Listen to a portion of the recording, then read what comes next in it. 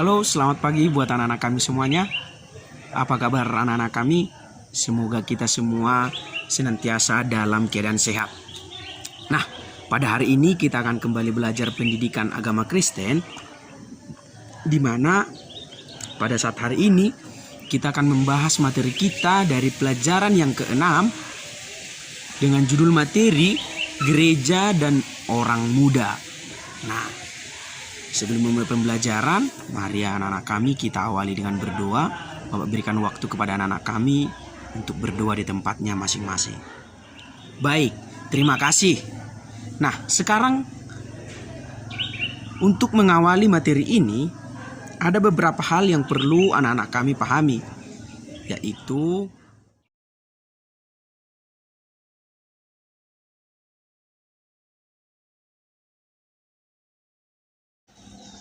anak-anak kami diharapkan dapat memahami bagaimana pentingnya peranan orang muda bagi gereja. Baik, langsung saja kita masuk kepada pembahasan kita. Tapi sebelumnya anak-anak kami persiapkan Alkitabmu supaya anak-anak kami dapat belajar dari bahan Alkitab yang Bapak bagikan di sini. Pandangan orang muda tentang gereja pasti akan banyak beberapa hal yang akan mereka sampaikan. Yaitu yang pertama, kebaktiannya dikatakan oleh orang muda itu cenderung membosankan. Mungkin hal ini dapat terjadi karena tata ibadahnya ataupun kegiatan-kegiatan dalam proses ibadah itu sepertinya berulang-ulang dan tampaknya akan seperti itu dalam setiap minggu. Acaranya monoton, tidak bervariasi. Nah, kemudian terlalu banyak larangan.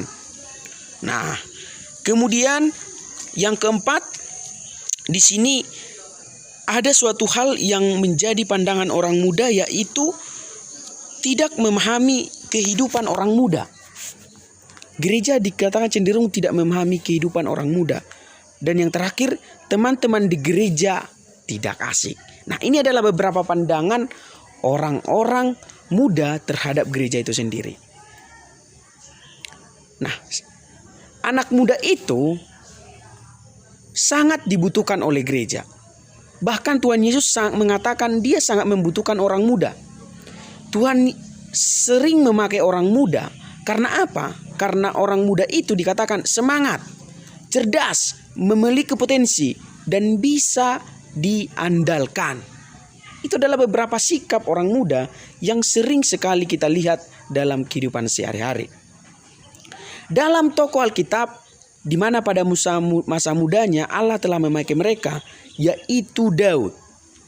Dalam kitab 1 Samuel 16 ayat 1-13, di sana dapat kita lihat bahwa Allah memilih Daud dari saudara-saudaranya yang gagah perkasa. Mereka adalah prajurit, berbeda dengan Daud yang dilukiskan sebagai anak muda yang elok matanya, tampan dan kemerah-merahan. Cara Allah memilih Daud jauh berbeda dengan apa yang menjadi kriteria memilih orang lain yang akan menjadi pemimpin. Samuel diutus untuk mengurapi Daud, menjadi raja bagi Israel menggantikan Raja Saul. Allah memilih Daud sebab Allah membutuhkan orang muda, termasuk kamu, karena orang muda memiliki kekuatan, semangat, dan tekad untuk mendukung rencana Allah. Nah, dari sini kita masih boleh melihat ada satu tokoh yakni Daud, di mana pada masa mudanya Allah memakai Daud sebagai alatnya untuk meluaskan pekerjaan Allah. Kemudian ada kisah Andreas. Andreas ini adalah seorang murid Yesus yang pertama dijumpainya. Awalnya dia adalah murid Yohanes Pembaptis. Namun ketika mendengar pemberitaan Yohanes bahwa Yesuslah anak domba Allah, maka ia pun menjadi pengikut Yesus. Yang menarik adalah Andreas tidak berhenti di situ saja. Ia pergi mencari Simon saudaranya dan memberitahukan kepada Simon bahwa ia sudah berjumpa dengan Mesias.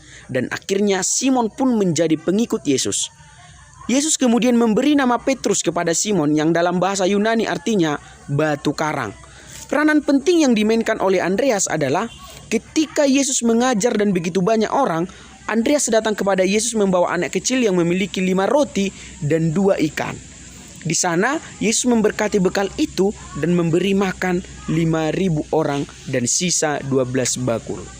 Dari catatan ini anak-anak kami boleh melihat bahwa Andreas itu adalah seorang anak muda yang dibutuhkan karena memiliki inisiatif, proaktif, dan cekatan dalam menyelesaikan setiap persoalan.